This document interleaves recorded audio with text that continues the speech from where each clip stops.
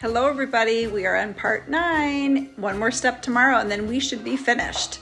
So yesterday, if you watched part 8, you can go to my page and watch part 8. And it was the top of the hat. I did like a peppermint, but with the pink instead of the red. So that tied in the base. So the base and the top of his hat are both peppermint to really give him that candy feel. And then with the front of the hat, you can see it on this design and this embellishment in the hat. I'm going to paint it the aqua because I thought it would pull in the aqua on his pants. And I'm going to leave the medallion for now.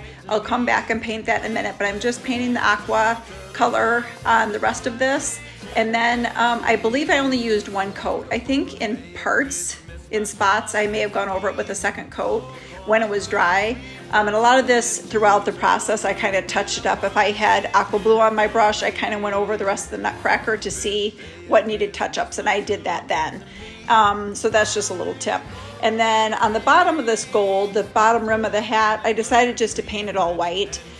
With the whole process, I normally do everything in my life a little bit more simple, and I just struggled with this a couple of the days because I didn't want it to be too crazy, so I eliminated a couple of the colors.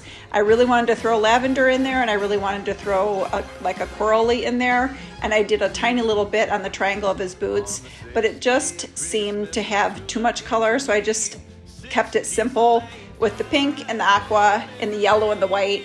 Otherwise it just became a little bit more distracting. So once this white was done, I touched up around his hair, so that worked out well because there was no spaces from the hair and the hat.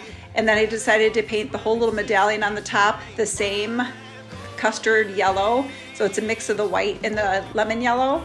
And these were both enamel paints as well. Everything on here is enamel paint. And then I took the boots that were originally white, the medallion that was originally white, I painted the same yellow.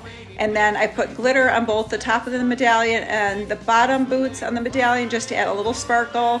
And I took this video and here it is now, but as I was looking at it last night, I don't love that black belt because there's nothing else black on him.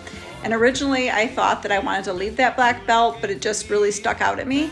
So today I went back and I changed it and I laid it down because it was easier to work with, and just got my white enamel paint, cleaned it off with rubbing alcohol first like I have with every step. I just don't show you in every step, but I wipe it down each step that I'm going to paint with rubbing alcohol. And then I am using 2 sizes of brushes, which you will see in a minute. For this belt I used 2 just to get around the smaller spaces, and then I used a thicker brush just to fill in the wider spaces of the belt. And I just turned it over and it was easier. Some of these steps are easier just to lay it down. Like the top of the hat, of course I couldn't reach, and this was just a little bit easier to work with because it's hard sometimes to stay in the lines with things. So I learned to maneuver a little bit easier, which I probably should from the beginning, but that's okay because I'll know with the next Nutcracker that I do. So there's the 2 brushes. I have a thicker one and a thinner one, and I went over this today twice, the white belt, so I gave it another coat later today. So basically everything on here that's white I went over with 2 coats at least, and then some spots I did white. So tomorrow will be the final step, and I hope you will stay tuned because it's going to be cool. Thanks so much for watching.